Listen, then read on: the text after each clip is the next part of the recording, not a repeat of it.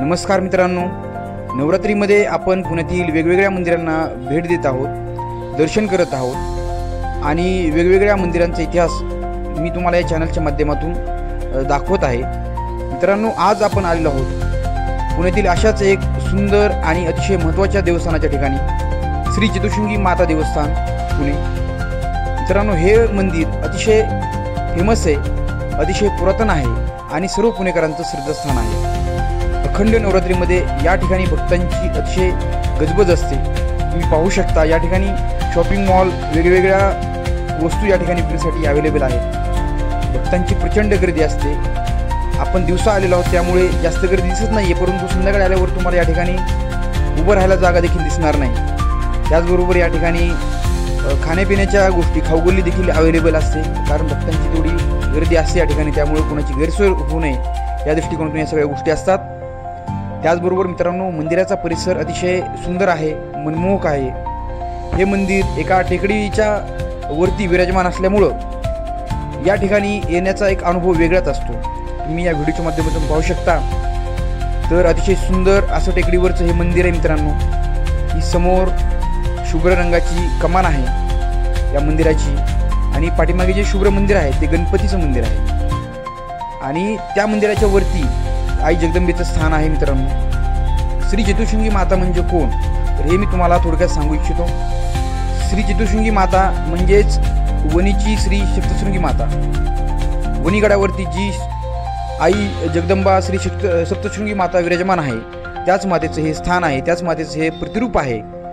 आणि पुण्यामध्ये या वणीच्या देवीला, श्री सप्तशृंगी मातेलाच श्री चतुश्रृंगी माता असं संबोधलं जातं, आणि हे स्थान भक्तांना अतिशय प्रिय आहे। मित्रांनो, तुम्ही पाहू शकता या ठिकाणी गर्दी, त्यानंतर या ठिकाणी बंदोबस्त देखील अतिशय चोख ठेवलेला आहे, आणि टेकडीवरती हे मंदिर असल्यामुळं निसर्गरम्य वातावरण आहे, आणि पुण्यामध्ये निसर्गाचा अनुभव घेण्यासाठी देखील या ठिकाणी भक्त येतात। तर सुरुवातीलाच अशा प्रकारची एक सुंदर अशी कमान मंदिर व्यवस्थापनाने उभारलेली आहे। ही कमान अतिशय आकर्षक दिसते। दुरून देखील ही कमान आपल्याला पाहायला भेटते, म्हणजे आपण रस्त्यावरून देखील दूरवरून ही कमान पाहू शकतो। अतिशय सुंदर स्थापत्यकला आहे मित्रांनो, आणि या कमानीच्या खालतीच आपल्याला अतिशय सुंदर अशी रांगोळी आहे, आई जगदंबेची रांगोळी साकारलेली आहे। तुम्ही पाहू शकता श्री चतुश्रृंगी मातेच्या चरणी अशा पद्धतीने रांगोळी साकारलेली आहे। वाट बघते बागदाचे तुळजापुराच्या घाटात, वाट बघते बागदाची तुळजापुराच्या घाटात, वाट बघते बाग। आत्ताच आपण गणपती मंदिरामध्ये चालू असलेल्या भजनांचा आनंद घेतला, आणि त्याचबरोबर मंदिराच्या जस्ट खाली हे छोटंसं मंदिर आहे। या ठिकाणी अनेक देवतांच्या मूर्ती ठेवलेल्या आहेत, आणि सध्या रांग जरा विरळ आहे मित्रांनो, परंतु संध्याकाळी या ठिकाणी प्रचंड गर्दी असते। तुम्ही पाहू शकता कशा पद्धतीनं वणीच्या गडासारखंच या ठिकाणी देखील मंदिर आहे। उंच उंच अशी बांधकाम आहेत या ठिकाणी केलेली, डोंगरावरती मंदिर असल्यामुळं या ठिकाणी भिंती अतिशय उंच आहेत। आणि आपण आता आलेलो सभामंडपामध्ये।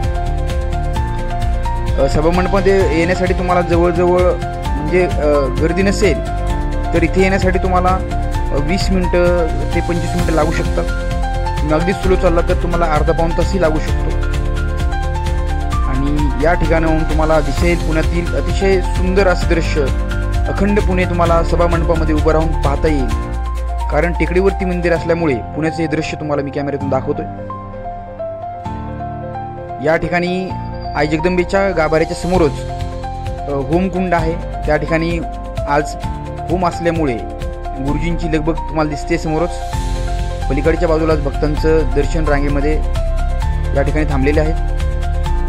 आता आपण आहेत गाभाऱ्याच्या समोर, तर तुम्हाला मी थोडंसं झूम करून अतिशय जवळून दाखवायचा प्रयत्न करतोय। अतिशय सुंदर अशी मनमोहक मूर्ती आहे मित्रांनो। जागृत देवस्थान आहे, डोंगरावरती आहे। अतिशय सुंदर अशा वातावरणामध्ये आई जगदंबेने या ठिकाणी स्थान धारण केलेलं आहे। पाहू शकता आईचा तांदळा तुम्हाला दिसतो या ठिकाणाहून। अतिशय सुंदर अशी मूर्ती। प्रत्येक पुणेकर या ठिकाणी दर्शनासाठी येतोस। मी तुम्हाला 2 मंदिरं दाखवलीत ऑलरेडी, भवानी पेठेतील आई जगदंबा भवानी मातेचा देखील व्हिडिओ मी आपल्या चॅनलवरती टाकलेला आहे मित्रांनो, तो व्हिडिओ देखील तुम्ही पाहू शकता. तर भवानी पेठेतील आई भवानी माता आणि श्री चतुर्शृंगी माता या दोन्ही मंदिरामध्ये पुणेकर येतात म्हणजे येतातच, कारण ही दोन्ही मंदिरं सर्वांची आवडती श्रद्धास्थानं आहेत. नवरात्रीमध्ये या ठिकाणी पुणेकरांना आल्याशिवाय चैन पडणार नाही अशी ही मंदिर आहे.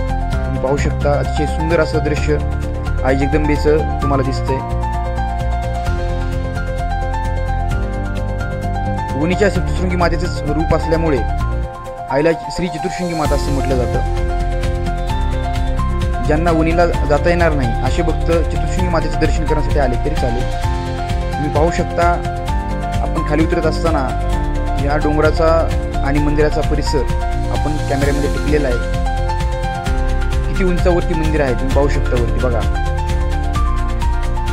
हा जो सभामंडप आहे हा मंदिराचा सभामंडप आहे आणि आता या खालच्या दिशेला तुम्ही पाहू शकता कमान किती दूर आहे. तर अशा पद्धतीनं टेकडीवरती निसर्गरम्य वातावरणामध्ये हे मंदिर आहे मित्रांनो. जेव्हा तुम्ही पुण्याला याल तेव्हा विद्यापीठापासून तुम्हाला हे मंदिर जवळच आहे. व्हिडिओ आवडल्यास लाईक शेअर सबस्क्राईब करा. थँक्यू.